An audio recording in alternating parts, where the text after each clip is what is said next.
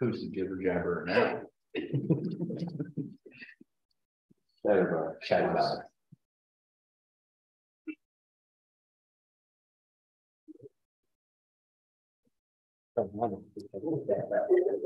That's all right. Alarm sound like let's see that here. Infrastructure project.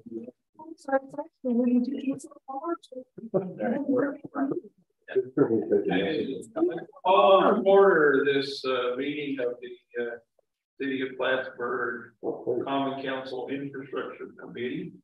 Today, February 13th, 2023 at 5:30 p.m. We'll start with a roll call.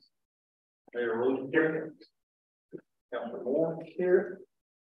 Councilor Callen here. Kelly here. And next we'll have approval of the minutes of the December 5th, 2022 infrastructure meeting. Moved by Mayor Rosenquist, seconded by Councilor Moore. Any discussion, changes, deletions? All in favor? Aye. Aye. Okay, next is item 2.1 on the agenda. Public Works discussion, the infrastructure report. It'll be pretty quick this evening. So we'll run through DPW operational activities. Our emergency water project is in the shutdown phase for the winter. Currently, just working as both drawings in house. Water leak reports in the month of January, we had 4. Down from what we had in December, which I think was 6 or 7. So far, so good. It's been quiet this month. Mike, how does that compare to last year? Last winter, I should say. I'm going to say we're probably 3 to 4 ahead of last year's pace. Yeah. Believe it or not. 3 or 4 more this year. 3 or 4 more this year. The problem I think, and I'd like to say it's exclusive to one area, but we've mapped them. We have the leak reports. They've been all over the city. Almost every ward has had several breaks. What we did learn is we didn't have very much frost penetration in the ground. Little or none, really. And I think the ground was saturated. I think we had some different types of movement. Variety of breaks, mostly shear break. When I say shear break, it's cut straight off. A couple of blowouts, Market Street break, the initial breakdown there was a blowout. But I want to say it has to do with just weather conditions.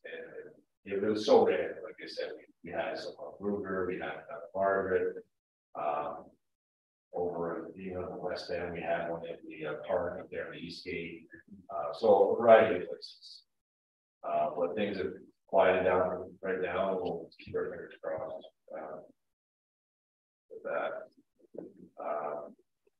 Moving on, we're out patching potholes on a regular basis as long as it's not raining or snowing. We'll go out and clean patch potholes. We have a couple of week patches we'll have to work on this week. Bigger patches, we did have one decent snow event that required a downtown cleanup. I actually left town then for vacation, but at all accounts, everything went smoothly. We got downtown taken up. Plus, we had some mild weather after, and then it got very cold. Adding to the lead problem. Back up a little bit. We did, and prior to me leaving on vacation, spoke to the Rosenquist. One of the things we warned about was with the rapid temperature drop, we were going to have freeze ups in people's homes. As expected, I'm going to say we get 5 or 6, Andrew. Yes. Yep. 5 or 6 freeze ups in basements. Not unexpected.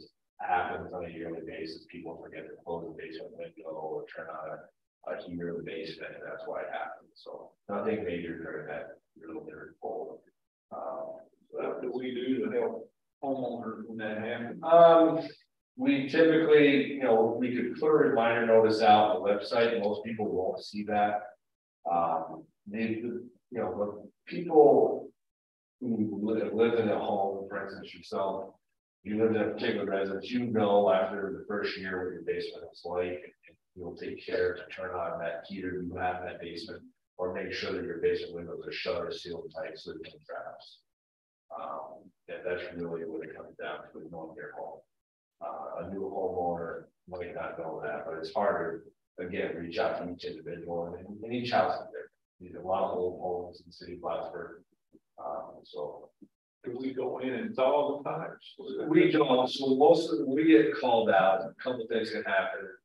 One, the meter can freeze, and frost, what we call the frost plate, which is a protective device, which that'll break. Basic plate there, it costs like $10, we replace that. That's best case scenario. So what happens, the frost plate will break, and we just have to shut off the water. If the shut offs work inside the house, that's great. If you don't, we have to shut them off outside.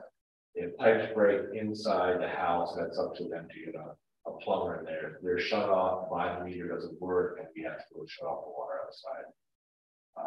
We had a back and forth with, was it Walgreens? Yeah, Walgreens had a issue with their fire line that went through their ceiling in an unheated vestibule. They had a leak. We shut down the domestic because they originally thought there was an issue with their domestic, and then overnight it got worse, and fire department had to break into the building and turn their fire system off because the water come right down the face of the building and frozen. But those, again, all of the breaks that had occurred during the cold snap were private breaks on the owner side. So, but we were always there to assist and make sure that if they can't control the water in the building, we shut off the curb water safety. We did do prep for the Tandem Boom event, and then from what I understand, it went out very well. Made a big pile of snow. I guess kids had a good time, and the bonfire this year performed better than previous year. I think we got a good idea of how to make a good bonfire for that event. And then lastly is general maintenance. We are, going around shoveling hydrants. We check hydrants, make sure there's no frozen hydrants, steaming hose. Replace hydrants that people run over. Replace hydrants that people run over. That was done today. We've had 2 in the last month. And campus corner from mayor's home. Vehicle maintenance, you'll probably notice a couple of larger POs coming down the line. We had one of our frontline route trucks lost turbo, intercooler, EGR valve. So it's a pretty sizable bill. It's sold, again, one left in that series of engines that might have not been replaced yet, but this is a standard overhaul that we had to do with this truck as well. The good news is we can do the later portion of the house because they don't have to send out the skill set. On the capital activities, again, the base emergency water project is in the shutdown phase. New York Road, we are finalizing the closeout documents as we speak. I signed the last, that was today. I signed the pay app and sending so we can close that out and get that behind us. Margaret Street is in the mid phase. We've had several conversations about that, and we'll go about the bid on the 20th, right? 21st. Okay. And then lastly, Will it go up to bid, or the bids are due back? due back. Due back on the 21st. So bids are open on the 21st. Yes, for both Margaret and BSAC. Great.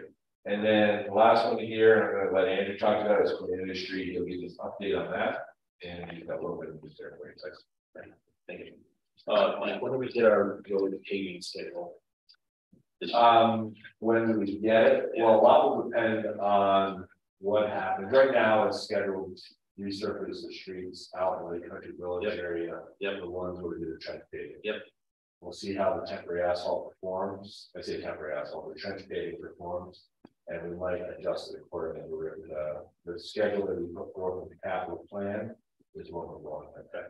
And it'll be most likely going a little bit later in the season as opposed to early summer.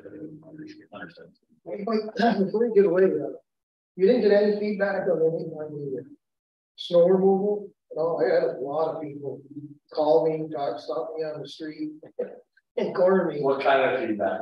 Well, downtown. Yes. Okay. Yeah. And I'm assuming we're keeping flexible on that because I know it's the day after a storm. We get lots bigger storms usually, unless this is the weather of the future, which I hope it is, but I'm not counting on it. you know, they were complaining that during the day, there wasn't any snow removal going on and there wasn't any parking on the street. Snow removal as far as plowing or doing the sidewalk pickups? Either. Okay, well, sidewalk pickup's not gonna happen until after, just because we physically Yeah. don't have enough bodies to do that. We cannot staff the plows and pick up snow at the same time. And also the other daily activity, there's just not enough manpower. As far as plowing goes, plowing went well, it definitely helped. People still do park on the streets, but it cut down quite a bit, for sure. So I think we were able to get the pushback portion of it done quicker. And Because I know we had planned on putting these people in the parking lots for temporarily. Yep. I guess what happened, one of the vendors downtown was, that lot ended up filling up completely. And so people weren't able to park near their business. And they gave me an earful a long time. And just wondering, you know, there's some planning going on in the background to kind of alleviate some of that sort of thing. well, I can't, if the lights are on and during a snow event and it's snowing and I can't park on the streets and lots are full, I don't have a place to put them. I mean, even if I was to have it perfectly clean, if it's still snowing and the lights are on, which will stay on. There's really, that's the options. And that so the trick is to be prepared to get the lights off as quickly as possible as soon as the snow stops falling. And that's what we attempt to make to do. As soon as our trucks come off the road, the lights get turned off. At no point do the lights stay on and our trucks are sitting back in the shop doing nothing. Actually, a lot of times we're shutting the lights off prior to our guys actually getting off of the street. Yeah, I guess I understand that, you know, it's a little different downtown. I mean, most people, well, not most people, everybody can get off the road for 24 hours or 36 hours, whatever it takes. But downtown seems to be a little bit of a special issue. I'm not trying to come up with the answer right now. And I don't have an answer for you because when what was asked of us was to make it so that when the lights are on, all the cars are on the streets.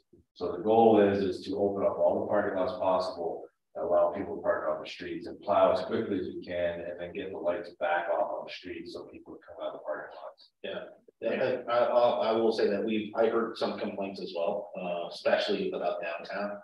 And I think a lot of it came down to our failure to communicate this clearly and succinctly, because even when we did put a snowman on for just downtown, we had people outside of downtown saying, well, what, like, where can I park? Why can't I park on the street? My street's clear kind of thing. So it was, again, going back to them and saying, it's just for downtown. The other thing was the nomenclature for our parking lots. Not everybody knows that Lower Court Street parking lot and Upper Court Street parking lot and north side of Durkee and south side of Durkee. So what we just said is, okay, we're just going to blanket name P1, P2, P3 and provide like a very clear map of where that's located. As Mike and Andrew both said, the whole goal is to get people to park in the parking lot so we can get the streets clear, so that, you know, once the streets are clear, we can put people back on the street. They're not worried about not having parking in front of their business, and then go back and do individual parking lots and snowman individual parking lots with the current light system that we have. I think that there was just some confusion around the first couple, you know, certainly the first one, when people were like, it's after 6 a.m. why can't I park in the street kind of thing, when we had changed the law to be a 24-hour or whenever the snow lights are on. I'm going to guess that the original snow lights are 25 to 30 years old. But what we're trying to do is trying to change a 25 to 30-year-old habit. And that's a really tough With existing tools. Yeah. Well, yeah, the tools we have will work, but people are used to one way. I mean, I'm sure Councilor Kelly in particular, you were here from the beginning when those lights probably were installed. I know I was. We were here just a little bit before. Okay, well, I was here when they were put in. I was living on Leonard Ave. And I remember people had to get used to what the lights meant. Sure. Now we're trying to retrain, and I don't want to say that's a bad way to put it, but get people to readjust to a new way of using these lights. And again, messaging is important, but getting the messaging out there is tough. We're trying all forms of social media, paper. Yeah, so that's the other thing. It's like, again, I think this is something I commented to Councilor Vaughn the other day. short of knocking on somebody's door and talking to them face to face, it's really challenging to understand they're gonna get this message. We use social, we use email, we use the website, we use the press, we use traditional media, we use radio, and then people are still like, why aren't you dead? I never heard about this. And then we're like, where do you get your media from? Where do you get your information from? And then we try to point them to one of our sources that kind of works for them. The thing, and you bring up a great point, Counselor, is we did not have a very hard winter so far. Second into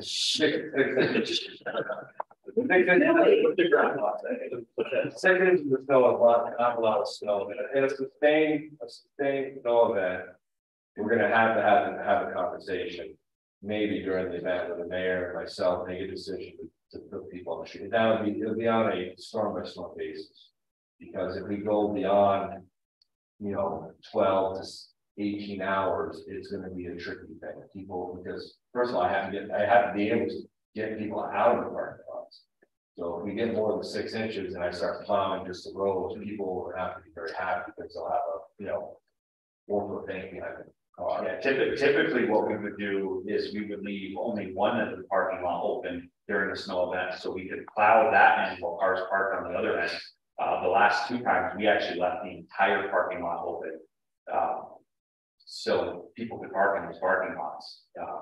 And the second go around was better. Yes. As far as our guys, people were getting it, and our guys were able to get to the parking lots without actually having to throw lights up in the parking lots even. So it worked well. But again, there's some frustration, but I think it's getting people aware of the new system as opposed to the old system. I think that's a lot of what you're seeing.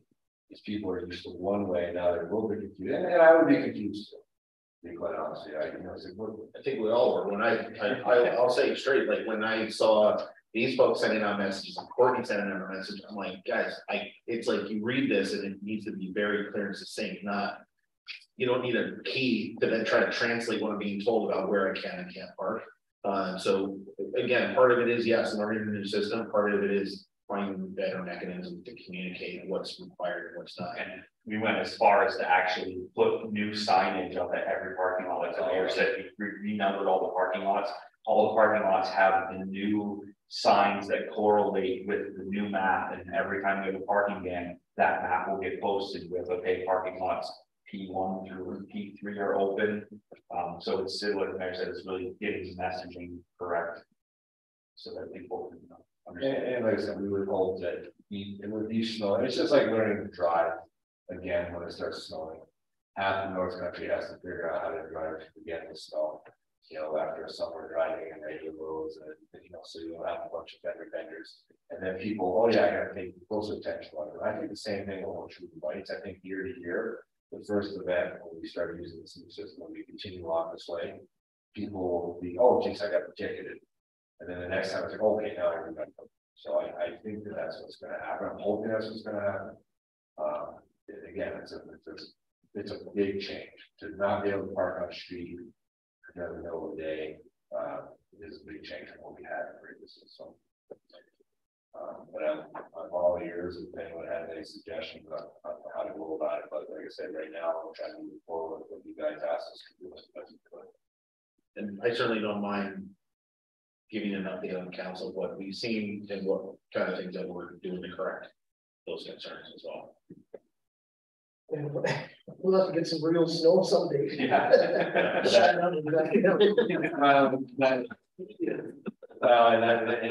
that you are correct. That will create a whole other set of problems.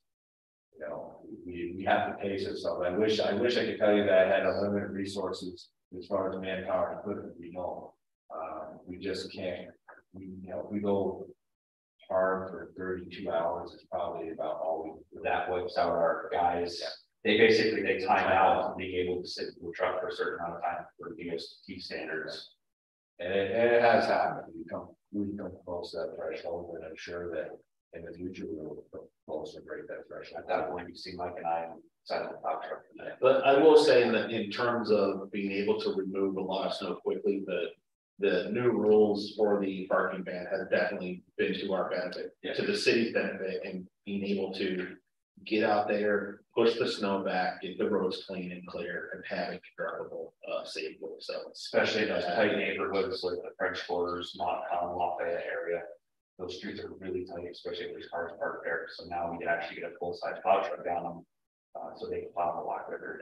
And it's also a lot easier, on the newer plow drivers. So we do have some newer, younger plow drivers that are less experienced, and not having to play slalom with a parked car is a big help.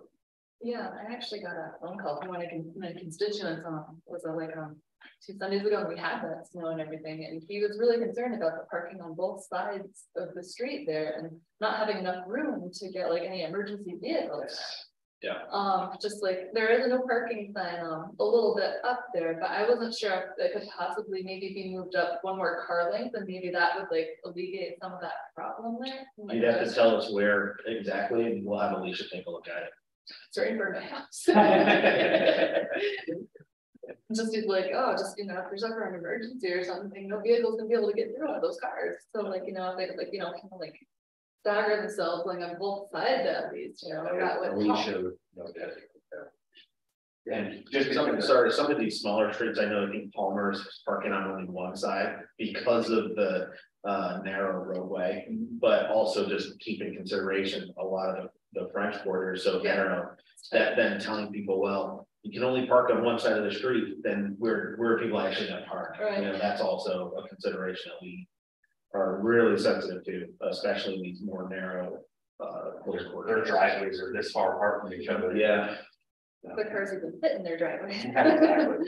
I just wanted to touch on something Michael said. He started talking about how we have a lot of newer plow truck drivers, and one thing that we haven't talked about in a little while that we were talking about in the past is our truck tracking implementation. So currently now, all of the trucks have GPS tracking in our plow trucks, and we have set up so we have a tablet that goes inside every truck.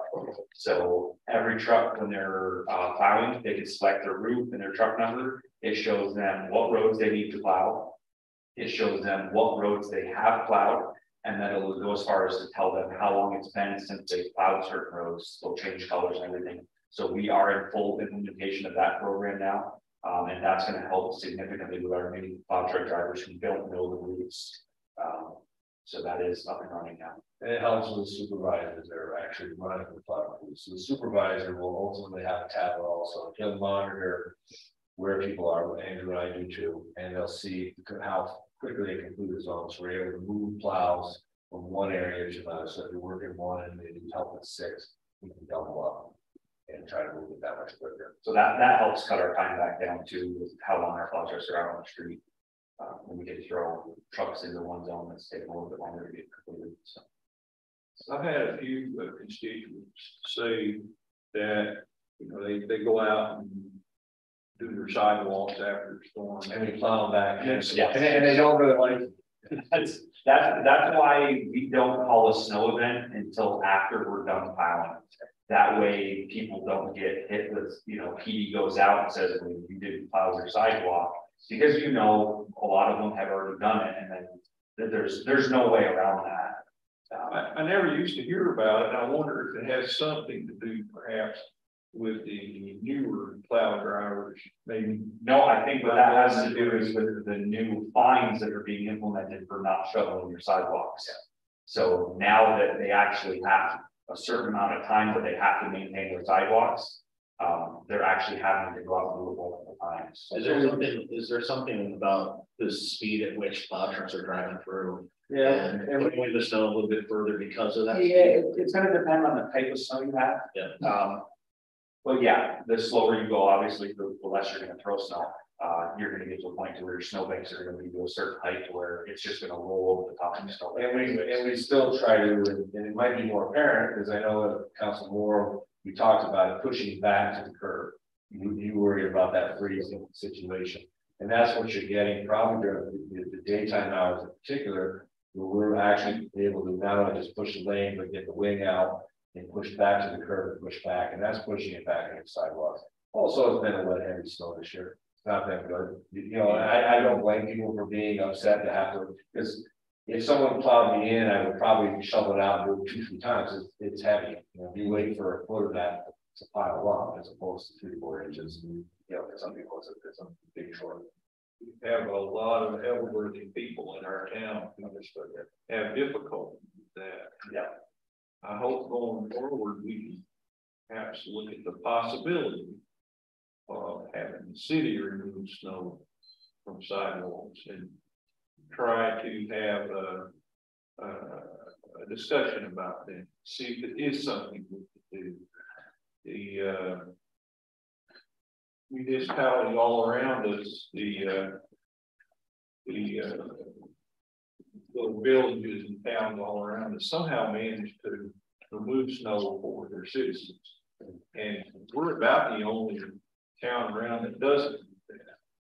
And, you know, I understand the reasons for it, but I just wonder if at some point we could have a discussion about that to see if it's possible. Maybe it's not, you know, maybe it isn't impossible and we'll have to have citizens do it forever, but our population is aging and I'd like to see us have some sort of plan for the future to maybe handle that for people. Unfortunately with that, I know, you know, Council Moore is going to disagree with me on this one, but I've done extensive research on this, and it was one of the first things I did when I was assistant superintendent. The Superintendent Brody did a very extensive dive into doing just that and what it would cost. And cost is really the prohibitive factor. Yeah, the amount of you know sidewalk we have and the amount of staff and equipment we have, it's right now I don't foresee it being a viable option. Also, there is, and we said before, and I know that Richard's not here, but the insurance company would not recommend it at all because it opens us up for a lot of liability because it's that much more sidewalk for slip and falls. I know the town of Plattsburgh does, they have a shared agreement with DOT where they go through and take care of all the sidewalks on the DOT roads that are in the town. And I do know at the last traffic safety committee meeting, DOT was complaining that the town actually wasn't getting around to maintaining the sidewalks and they're supposed to be taking care of it. Heard that also. Yeah, so it's There's an upside and downside. exactly. So it's tricky, and like Mike said, he's got a file like this stick in his office, and you know all the research. Well, I just have one comment on litigation. You're liable anyway, because we do not enforce the clearing of the sidewalks very well. I go walking around and there's plenty of sidewalks that aren't done. Who's liable? City. You will get sued because we don't enforce it properly. We get sued all the time, and they'll go based on whether and the snowstorm and the rule. And I actually had to go to the football the last time, and they went down. They actually was a carryover when Superintendent Gordon was here, and again they denied it because of that. Well, they because we don't enforce it. Yeah. Well, this is a problem that's not going to solve itself. It's certainly not. If you can keep that in the back of your mind, to think, you know, major fact here, we have an aging population in this city, and it gets harder for us all the time to remove snow from our sidewalks. And our disabled population too, just like if we could just do like, you know, just two streets, like, you know, Broad Street and Cornelia Street, just really that could have a way. Well, I've thought often that it might be good to try an experiment. You know, choose a neighborhood. My neighborhood. I don't really care what neighborhood. But I'd love to see us do an experiment and see. I would love to ask people to be able to do the experiment and make a mistake. I've made a mistake before. You know, if I can do that and have the resources to do it for the whole city, that'd be great. We day in, day out, there's always a compromise in public works that it's made about what work we're going to do that day. Okay. We prioritize based on what's the most important. When during a snowstorm, it's getting the roads clear for the ambulances, okay, and taking care of our sidewalks, making sure that was our responsibilities opened up. We have a short list. You know, I'm not going to name it out here in public because people don't know. We have a very short list of places where as soon as we hit the ground, we're running to those places to get them shoveled out and ready for the day. But we are always struggling to put people out there. And, you know, clearing sidewalks is very, you pointed out, it's very labor intensive. It's labor intensive for elderly people. It's also labor intensive for young people doing it, you know, day in, day out. So even if I had a bunch of guys and ladies that were super workers, they would burn them down. I mean, you just don't have enough people. The other. People 8 hours, that's how much it would take to do the whole thing. 3 people 8 hours. Yeah. Not a chance. Oh, yeah, they do that in Russell's Point. They do, We have more. they do 21, one person does 21 miles of sidewalks and. I don't even triple that now for the kind of sidewalk that we have. Yeah, it's 3 people. That's why I think it would be really good. I know. to Do this on an experimental basis, just in one neighborhood, let's say, or someplace where we're already removing snow, such as on bridges and when the sidewalk is so close to the street, you know, that sort of thing. Just to see what it costs us and how much labor it would take for a winter. Just I've already done the numbers. I have all the numbers. I'd love to see. I'll give them I think it's fair to provide that and see, you know, if we just take it back. you. Actually, I provided all the counselors. You were a counselor at the time, Mike, that, and I gave you the package. I can give you the same package, and the productivity of the equipment that Councilor Moore is talking about, it's no different in Peace River Falls, Minnesota, or Plattsburgh, New York. I've looked all over Burlington, Vermont. We all use the same equipment for municipal snow cleaning. It's the same productivity, and it costs 4 miles an hour. Huh? I go 4 miles an hour. 6 hours, you do 24 miles. On how wide a sidewalk? How wide a sidewalk? We don't have 5 foot wide sidewalks. The truth always lies somewhere in between. Burlington, Vermont, yes, they do sidewalks that are 5 foot wide or bigger. We have a lot of sidewalks that are 4 foot wide and smaller. Anything less than 5 foot wide, they don't touch. They don't touch them. They don't, when you plow in a driveway, they don't take care of that. There's a lot of little nuances to these things. And I've done the research, I've talked to people. I will provide a package again, because I have, like I said, I have a big old file. And I'd like to see it again. Oh, absolutely. And I would encourage you to come visit. I'd like you to visit. We can sit down, we can show you what we have on the maps to do it, but I wish there was an easy answer to it. And unfortunately, there isn't an easy answer for the labor structure currently. I can't keep up with, I have a hard time keeping up with the duties we have now with the staff and what we have now. Did you talk about liability? After we get done doing the sidewalks that we have to do, we jump on clearing 562 fire hydrants. If we don't get around to shoveling those fire hydrants, somebody's building burns down and the fire department can't get to that hydrant, then you're liable. That's an issue. Yeah, there's a gentleman that lives on North Margaret Street that he'll call me and remind me about the fire hydrant on North Margaret Street that I'm not getting too fast enough. Yeah. So How do you feel about contracting awards? absolutely go for it, but it's money. It's a lot of money. Costs a lot. And I don't think you can find someone. I think I actually had in that file 2 years ago, we looked around for people to do that for us. They were not interested in it. But the trackless machines that Council Moore is well aware of, and I have 4 of them. I have 2 that are brand new, and I have 1 that's in decent shape and 1 that needs to go to auction. They will not get down the majority of the sidewalks in the city, the ones that are in the residential neighborhoods. But they work, you know, as soon as the snowstorm, they work steady during the snow event. So, but yeah, I'd be more than happy to provide that package again. I actually would encourage anyone to come sit with us. And we go through it all again. I'd like to do that. Yeah, Absolutely. yeah. Okay, set it up. Well, sorry we took so. No, that's not, that's fine. That's what we're doing. I just talked about. So I think Michael touched on Margaret Street real quick. So basically it's out to bid currently. Bids are due back Tuesday of next week, which is February 21st. 2 o'clock we'll open them up. That and the PSAT grant. We're gonna give that another shot here one more time. And then what will happen is at the March 2nd Common Council meeting, we will have a resolution put forward to you guys as to whether you guys choose to go forward with the project. If you do, then we will start construction middle of April. So Cornelius Street, we got some good news from the state a couple of days ago. They have provided us with a supplemental agreement. Originally, it was going to be an 80-20 grant, which means that they pay for 80%. We pay for 20%. Our 20% match for the design is going to be $116,000. The state found a federal grant, Marcia Shelley grant, that basically brings our $116,000 pot into $29,000 pot. So we're actually getting a good sum of money for that. So that has been awarded the design phase to Barton and LaJudas. So they're currently starting the beginning of the design for that project. And hopefully here in a couple of years, we'll start construction on the Morgan Street. Getting that all pedestrian. In a couple of years. Yeah, when you're dealing with state funding, it takes a little bit longer.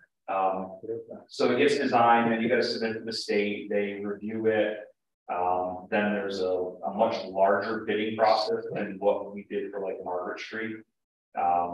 Just everybody, it takes time when you're dealing with the state. So we say 2 years. I think we're estimating 2025 or 2026 construction for the Cornelia Street base. Okay.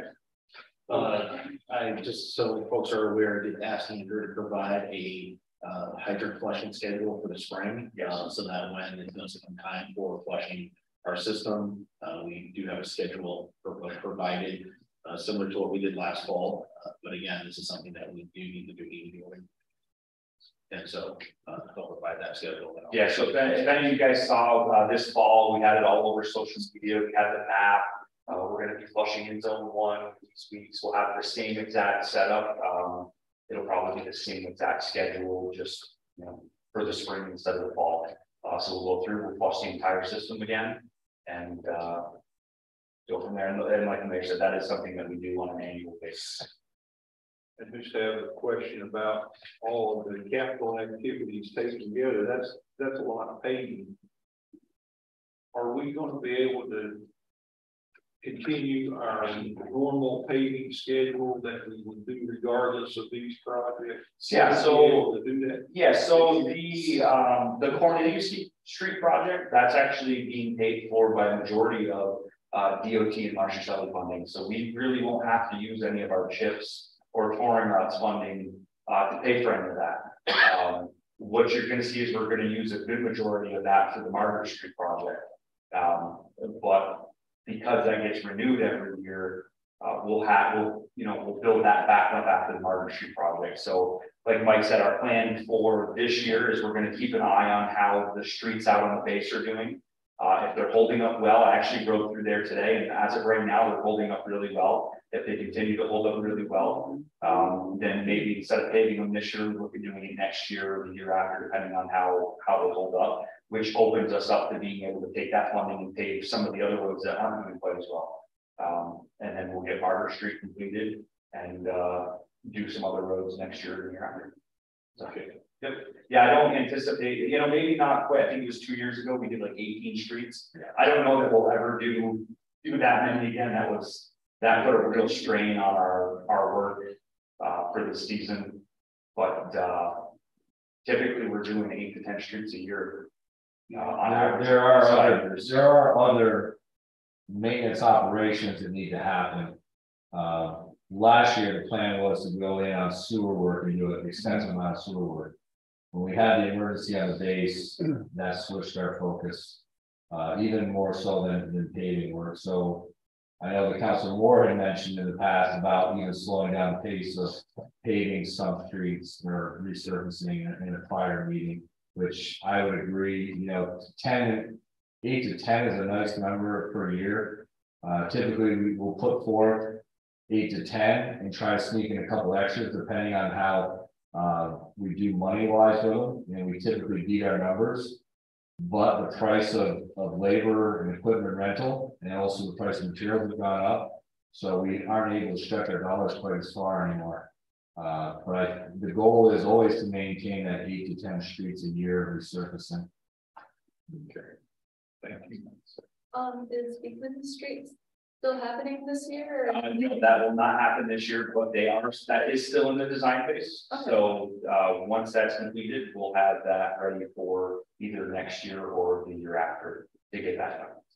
Just I heard about like a pothole, I guess, like at Beekman and Cornelia. Okay. I didn't know if that was gonna be part of. Yeah, so what we'll do is in the meantime, when the asphalt plant opens back up, we'll get our guys out there, they'll mill a big patch in that, and then we'll put hot asphalt in it. Right now, it's hard because Right, you put yeah. cold patch in it, and anytime you get water, it's pull back apart, so we're constantly hitting that one on a daily basis. Can't help what happens during the winter. Yeah, It's not going. unfortunately, Yeah. Any other questions? All right, thanks, guys. Thank you very much. Includes our public works infrastructure report. That will move on to environmental issues. 3.1 draft resolution to authorize an agreement for the Aiken landfill post-closure monitoring service. Now, take a motion. Final road request, second. Council Town. Discussion. Thank you, John. Welcome. This is something we do every year. There's an old landfill out on the Yankee Road. It's closed in 1977, and we're required to do post-closure monitoring of these groundwater to make sure that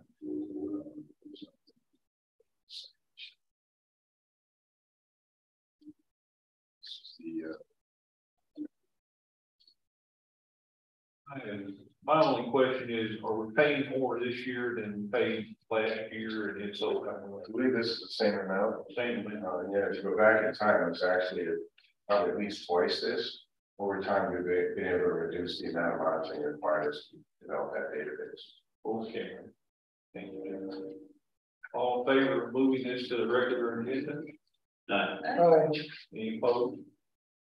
Okay. 3.2, authorize bid award for sodium hypochlorite for the WRRF and WFP contract number. Go ahead, John. These are chemicals for both the water resource recovery facility. Was I supposed to take a motion to discuss? You can, yeah. Let's take a motion. Second. Okay.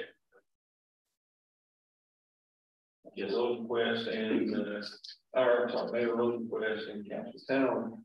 Go ahead, John, sorry. Yeah, sure, but basically bleach for the wastewater plant and the drinking water plant. Let's put out the bid. We got the bid prices. And things to note is that the prices are up substantially. So if you go back 2 years, if we were paying 86 cents a gallon, now the bid price is, the low bid was $2.47 a gallon. So at the wastewater plant, sometime later this year, probably close to the third quarter, we're going to need a budget adjustment to account for the increased cost. The drinking water plant has sufficient money budgeted for the increased cost. We are in the process of looking at some information that has just come in, and there might be some slightly additional information available between now and the council meeting. So there's a chance that there might be a recommendation that we modify this a little slightly. Now, if we can move to the agenda. All in favor? Sure. how do we receive that? We get that in bulk, and we drop it off in the truck, or? Do we get Yes, it comes in tankers, Okay, 6,000 gallon tankers. We started. We start. I was just saying, one comment. We had an incident with Slack Chemical, and it was quite a few years ago, not here in Champlain, but yeah, we were getting that stuff in 55-gallon drums. We found out they recycle those. They can come from a farmer's field, whatever. But we're getting it in bulk, those probably pretty good shape. So that was just a little question there.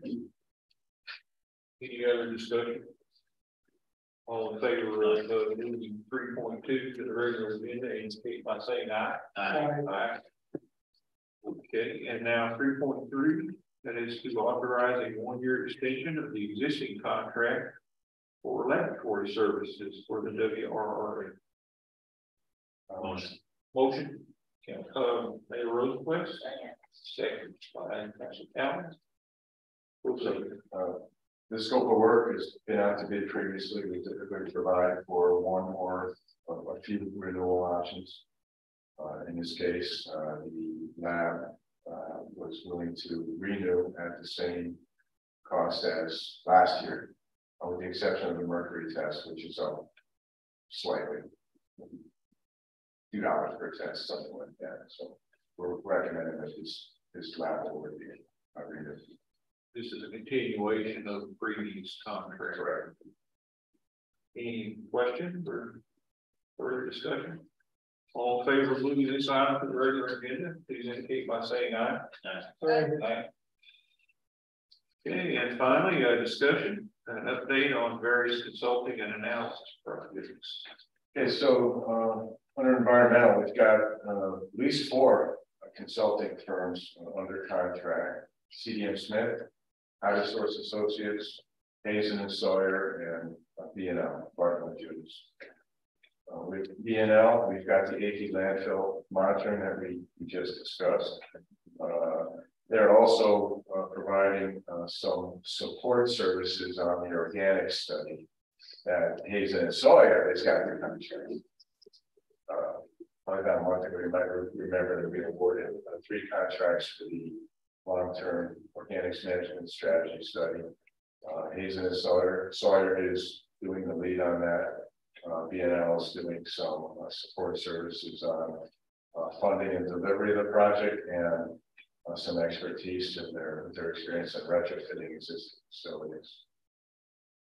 So there's 2 contracts with B&L. Hazen and Sawyer's got the organics management study.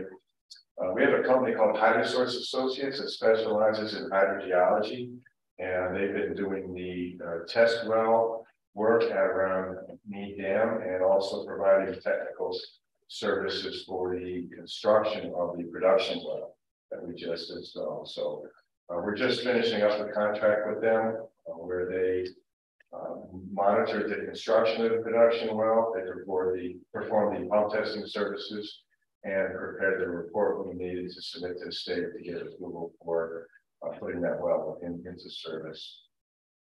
They're also, sometime in the near future, going to be a similar set of services from them for the construction of the second production well.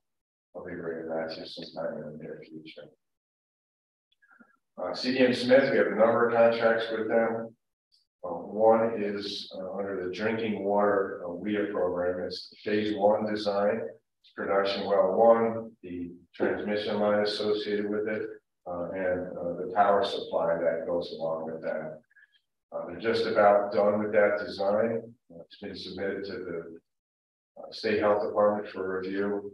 Once we get approval from the State Department of Health, we're going to put that out to bid. So hopefully within the next few weeks, that'll be on the street for bids. Is that what we're calling the test well, or is that... No, this will be actually a production well that we can use to put drinking water into the city system. And the idea there, as I understand it, is to reduce our dependency on the dams. Correct. And be able to draw water down the dams so that maybe they'll last long. Correct. The terms I use are to the production wells to supplement and or replace the Mead source of water. Mead Dam needs a lot of work. We're going to develop this well field, get that up and running, and then realize exactly what to do with Mead Dam. Okay. Thank you. So along with that, CDM Smith also has a contract for the construction administration of that project. So once the bids have been awarded and we go into construction, CDM Smith will be providing administrative services during the construction of that project. Also have a contract for the design of phase 2 of the drinking water WIA, which is the second production well. And a little bit of transmission line that's associated with that. And it also includes some electrical upgrades at the water filtration plant itself. So that's on the drinking water side, 3 contracts there with them. On the wastewater side, they've had a number of contracts, and one of the more recent ones is the construction administration for the new disinfection building that was constructed and the odor control improvements that went along with that project. They have a contract for the architectural upgrades of the wastewater treatment plant. They have another contract at the drinking water plant for analysis of the backwash system. We've got a lagoon out there that the backwash from the filters goes into. That lagoon has an overflow that goes into the sanitary sewer, which causes different kinds of issues. If it goes in too fast, it can cause flooding of the sewer. But it's also water that we can discharge to on the surface of the ground if we have the proper control and permit for that. If we can get that permit and discharge that to the surface of the ground, that water will no longer be going into sanitary sewer, and it will reduce the amount of combined flow that's coming in from the town. Create more of these offsets that we've been talking about. Alleviate some of the pressure on our combined sewer overflows. CDM Smith's also performing operations support task 1, which is taking a look at the plant, how it's designed, how it's constructed, and doing a modern analysis of the type of operation that should be occurring in order to make sure it's efficient as possible. The driving impetus behind this was the discolored water problems we experienced this summer. So we're making sure we get a good up-to-date engineering look at the plant. That's in progress. They're also providing support on the organic study. They're providing peer review of the technical analysis. They're providing some retrofit analysis. They're assisting with the inventory, the organic study across the region, and some other minor tasks. And the final contract they have is a sewer system analysis, and in particular, the entry points for the primary sewage coming in from the town. They've done surveying, they're doing computer modeling, and now analyzing the ability of those sewers to not only carry existing flows, but future flows from the town. So we know which parts of the system might not be capable of conveying future flows, and what possible improvements could be implemented to make sure that we can convey those flows along with associated costs. So we just got that draft report last week, and we're in the process of reviewing that, analyzing that. Questions? Thanks, John. Well, thank you very much. Now we move on to item number 4, which is new business. Any new business to bring to the commission tonight? Any public comment? Seeing no members of the public here, seeing no. And I'll take a motion for adjournment. Sarah Wilson, question. Council Warren, all in favor? Aye. Very much. Great, thank you.